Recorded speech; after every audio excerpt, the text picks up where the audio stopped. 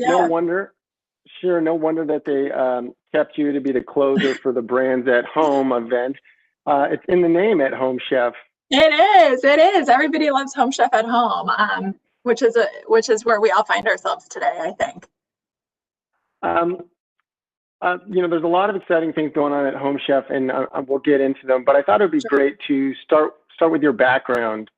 You joined Home Chef in 2018 from Pepsi, shortly after the acquisition from Kroger. Very exciting time to join. I'd love to know, this is a very different position from traditional CPG. What were your, key takeaways or key learnings from the transition to e-commerce? Yeah, when I left Pepsi, I knew I wanted to get into this digital space and in the D2C space specifically to get closer to the customer. And it was a really pivotal point in the growth of our company with the acquisition from Kroger and a nice merger of me being able to get into digital while still keeping my feet wet with CPG. And so there were I had a lot to learn because D2C moves so much faster than CPG does. Like at Pepsi, I think we really thought we moved quickly. And I heard one of the earlier panelists talk about how these big companies struggle to do that. Like I remember thinking if we were launching a product in less than a year, that was moving quickly. And we launched a lot of things at Home Chef much, much quicker, maybe in a month sometimes, because of just how we're structured. And so that was really fun and exciting for me right out the gate. I think one of the things that is interesting is how does the Home Chef company structure, being this kind of startup, culture, this D2C brand within the larger Kroger, help you be more agile and launch products, as you mentioned, as quickly as 1 month? That's a great question. Home Chef is about 7 years old for those of you that don't know. And so we've been in this category as it has grown. And our executive team has really focused on keeping us entrepreneurial. They started out with this very entrepreneurial mantra that they live by. And as we've grown, that has remained really core to who we are. And so the marketing team is structured in a way that allows us to move really quickly. We don't work with a ton of external agency partners. We do a lot in-house. And so figuratively now, we all sit in the same room with our agencies, right? So we have an internal design team. We have a media team. We have an analytics team and a partnership team and a life cycle team and a retail marketing team now that all report up to the same structure and work really, really closely together. We have daily stand-ups together cross-functionally to make sure that we're all moving very quickly.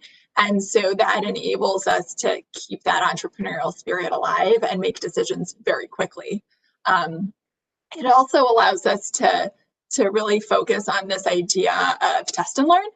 And that has been the core of who we are as well, which I think is maybe different than other types of organizations. When you're D2C, you really get to hear the customer's voice and listen to them. And so because of our structure, we're able to listen and adapt pretty quickly. No, I think that's, you mentioned the change from more traditional organization to this more entrepreneurial spirit. Also, the benefits of being D2C, having that rapid feedback. You have a much more rapid feedback loop in terms of how things are doing, allowing you to do the test and learn. Were there any kind of initial, speed of the feedback, speed of the data you were getting that was a big kind of a realization for you as you made the shift? Yeah, I think the way that our team assesses, performance was a big surprise for me. Pepsi or other big CPG companies, not to pick on my prior company because I had a great experience there. And other places, you might run a campaign for 3 months and check in on it once, whereas in this D2C world, we're literally checking on our campaigns daily, hourly to see how they're doing. And that allows us to build and make changes iteratively on a very quick basis. So that was pretty surprising for me at first. Also on the product side, our product team is working very closely with all of the data they're receiving directly from our customers. And so on our website, our customers can leave feedback and offer, ratings to every single meal. And so they're able to adapt what is on our menu on a regular basis. For those of you listening, if you don't know what Home Chef is, we're a meal kit delivery company, but we've expanded beyond traditional meal kits. And we have a lot of other product types that are salads, protein packs, other types of convenient meal kits that meet various consumer needs. And so because our team is getting this customer feedback, they're able to adapt and very quickly as well. And that was a great a great point. And one of my questions is, it's a very, you mentioned, rapidly evolving, very competitive landscape, and there's been lots of highs and lows. How as being part of the Kroger family helps you stay agile? For example, I know that some of your competitors had mentioned that they had to limit their options due to supply chain constraints. Well, Home Chef has been able to expand its offerings and features like and expand the customize it feature, which everyone loves. Yeah, I'd say on the Kroger side, I think there are a lot of teams that are now able to work with experts at Kroger. And so I think that's helped on the agile front over there. Our procurement team can work with Kroger procurement, for example. And our retail marketing team can work very closely with 8451 and be part of that family of brands and capabilities. During this time frame, initially, just like so many competitors, we did have to contract some of our menu offerings just to be able to, back in March, meet all of our customer orders. But we've taken those learnings and have been able to expand some of the things that we're offering. For example, we learned very quickly that during this time when so many people are home, they're looking for even more convenient options, and we expanded our oven ready line specifically for those customers that want something that they make themselves but has some hands-off cooking. Additionally, we've been able to expand some of our meal offerings in Kroger. For example, we just launched pizzas, and I haven't tried one yet. I got to get out there and buy one, but I've heard they're amazing. So that, again, just meeting customer needs and where folks are at right now, that they want these convenient options at home. Yeah, as a new father to an 8-month-old, you're speaking my language. Yeah, I know, right? You're speaking my language. I thought the product innovation point was really interesting. As you mentioned, the original meal kit was kind of a 45 to 55-minute meal prep, and you've since evolved the product to the oven ready meals, which are fresh, ready to go in the oven, lunch kits, or a grill ready meal, to even easy and fresh microwavable kits, and having that available at the Kroger stores. One of the pieces that I thought was really interesting was, you mentioned listening to this customer feedback. How did that insight of this cooking fatigue? Everyone's got Zoom fatigue in our industry, but how did that insight come about, and how did that influence the product innovation? I'd love to kind of explore that a little bit more. It's cool. I'm going to take a step back because it's been really interesting to think about how insights have evolved over this time frame. So if you think about where we started the year and what maybe the general insights were for this category, it was, I'm so busy, I'm running around from place to place to place, and I just need a little bit of help meal planning and cooking when I get home from wherever I've been. And then suddenly in March I'm not going anywhere and I'm really, really scared, right? And now we've evolved into a place of, well, I'm kind of at home, not really going anywhere. Maybe I'm not as scared as I was, but I'm just overwhelmed and exhausted. So that's sort of all the things that are happening externally. But what we're finding is that the reasons to choose Home Chef, this idea of convenient meals, whether you want to cook that full meal and we make it just easier, or you truly want a convenient option, ease and something that tastes good, no matter where you've been in that spectrum of what we've seen throughout the year, the reasons to choose Home Chef are still the same, but things that are going on outside the home, that's where things have changed, if that makes sense. Yeah, no, and that was also something that I thought was, really a testament to how agile Home Chef was, is launching, all these new product lines.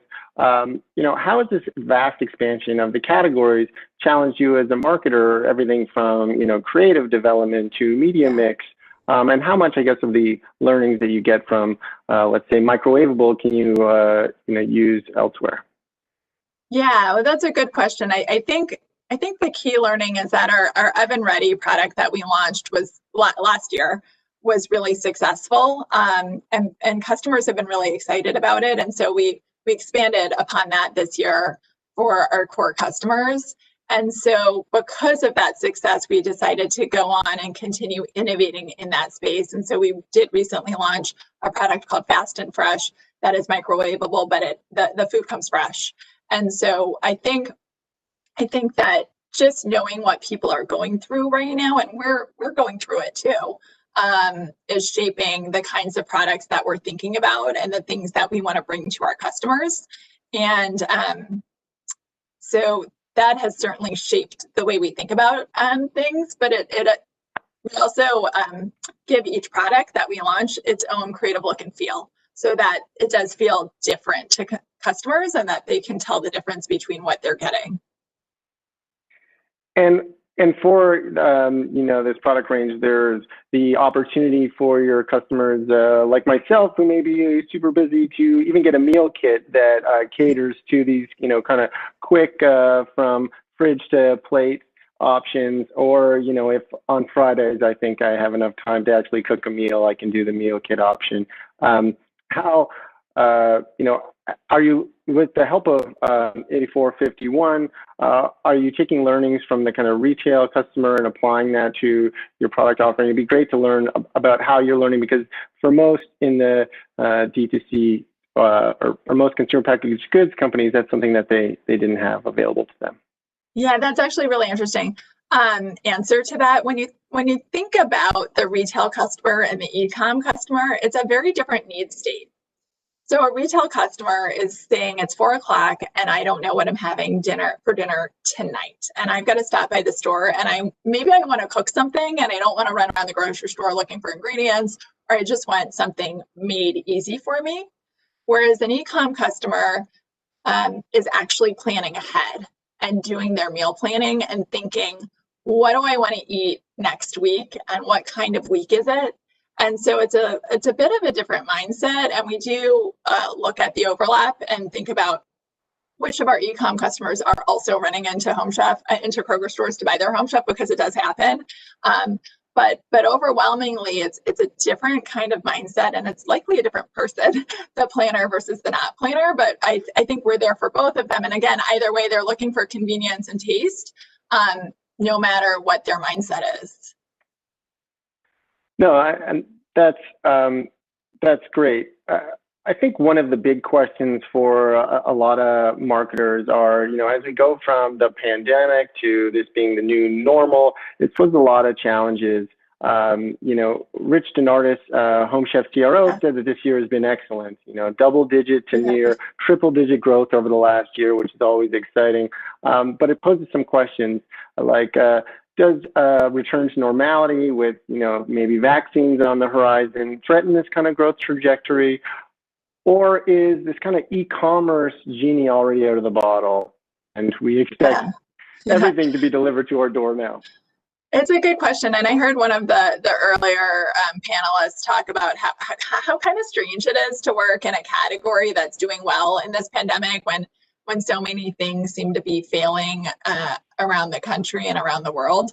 But fresh food delivered is what people need right now. And so, as Rich, I think he recently had that interview, we've had a solid year, no surprise there. And in terms of what the future holds, if I had that crystal ball, I could give you the answer. But I think in truth, nobody really knows what's to come. And so we're planning for lots of different ways that things could go, lots of different contingency plans for, what happens with the vaccine and how do we continue on this growth trajectory. I do think that buying food online is certainly becoming the new normal for so many people. And once you understand how convenient it can be, there's no turning back the clock to the way we used to live. We're seeing people who maybe wouldn't have shopped online coming into the Home Chef franchise and now sticking with it because it truly is meeting their needs. And that's a great segue into kind of my next question is, have you noticed that there are different consumer behaviors of these new customers that you've seen during the pandemic or the shift to new normal from the kind of customer behavioral patterns that you saw prior to? Yeah, well, like I said, they're coming in for still the same reasons. They're still looking for the same things, but we are seeing them certainly sticking around for longer. And we've certainly seen those spikes during certain seasons of the year that perhaps wouldn't have been strong otherwise due to COVID. I don't know what's to come this month and next month and what's going to be going on really in our communities as states start to shut things down. Well, more and more people turn back to e-commerce the way that they did back in March, April, and May as things begin to shift. But I don't know, exactly how that's going to go. It's so hard to predict exactly what customer behavior is going to be. Yeah, and I think this is more of a marketing question, knowing that kind of volatility ahead from your customer base. How do you prioritize between doing the brand building in this environment to more of a customer acquisition focus, knowing that volatility is ahead? Interesting. I mean, as a D2C brand, we're always focused on customer acquisition, and that hasn't changed throughout the pandemic. I'd say we're still focused on the best way to do that efficiently.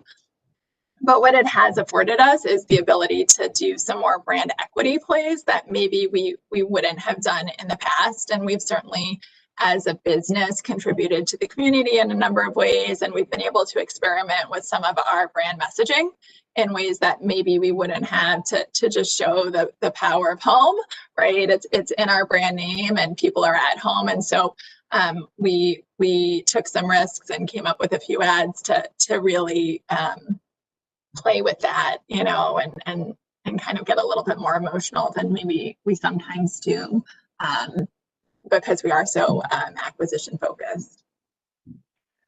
And I think that's a great example of you, taking risks, but also having the flexibility within your organization to take advantage of these opportunities to be more emotional, build that community and that brand equity. You mentioned it quite a few times that customer feedback is key to kind of the business decisions at Home Chef. I'd love to know, for you, how do you collect that data? How is it parsed or, decisioned on your side? Yeah, we have an advanced analytics and data team that does a lot of that internally. And there are a lot of dynamic models at play that they use to pull the data together and to inform business strategies. Overall, on the product side, as you asked, we have a culinary team of chefs that are actually reading what customers write. So there's no AI, picking up keywords for them. I think that this idea of reading what our customers write is really important, right? They're listening to the customers and in real time to be able to adapt. And that's kind of cool that they're able to take the time to do that. Yeah, no, I think that's amazing. It's like learning that the president actually reads letters that he gets sent to him. Like Santa Claus does exist when your feedback turns into new product innovation. Yeah, I think that's great. And we do a lot of social listening as well. We like to say that our social pages are the doorstep to our brand, right? People come and knock on the door and want to have conversations with us, and so we talk a lot about our food. and hear what our customers think about their recipes and what they cooked last night and what they're excited to cook for dinner tonight. And that helps us just create conversations with them, and it's all about the food, right? And so we really keep the focus on the food and a lot of our the ways we talk to people. Well, that's exciting. It makes me feel good as a customer knowing that I'm being listened to. Yeah, you are. I guess as we're approaching time, I haven't seen Amy jump in, but I know there's no crystal ball, and being in a D2C company that's digitally already digitally advanced and agile, many pundits have said that this digital transformation of the last 3 to 5 years is taking place in 1 year. And I know you don't have a crystal ball, and things are changing all the time, but what kind of projections do you have for 2021, or what are the opportunities that you see? As you mentioned, it's difficult being in a brand that's doing well during these times, but as we see, let's say, numbers not look so good, is that kind of insight feeding through the organization to maybe see another spike in sales? Yeah, I mean, I think we continue to feel optimistic about where our business is headed because we are able to listen to the customer and figure out where we need to go to meet their needs. And we've done that really well over the past few years with some of our new product launches. And I think that's where we're headed. We're really trying to think about other ways to meet consumer needs, which in turn will grow the business. And so I'm optimistic that with the structure and the setup that I already explained, that we'll be able to do that and move quickly, no matter what the world throws at us, right? Yeah, I was thinking about meal kits and thinking like maybe a wine pairing option would be nice for me. I'm just throwing it out there as part of the You're not the first person to suggest it. Yeah, lots of good stuff out there coming up. That's exciting.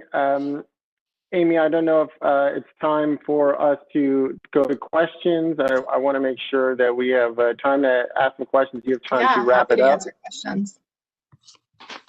Yeah, actually, I don't know where my video icon is, but we do have time for another question or two if you have some from the audience. If not, I've been paying close attention, and I have some questions myself. So I will ask you, Cole, are there ones that you're seeing from the audience, from the community?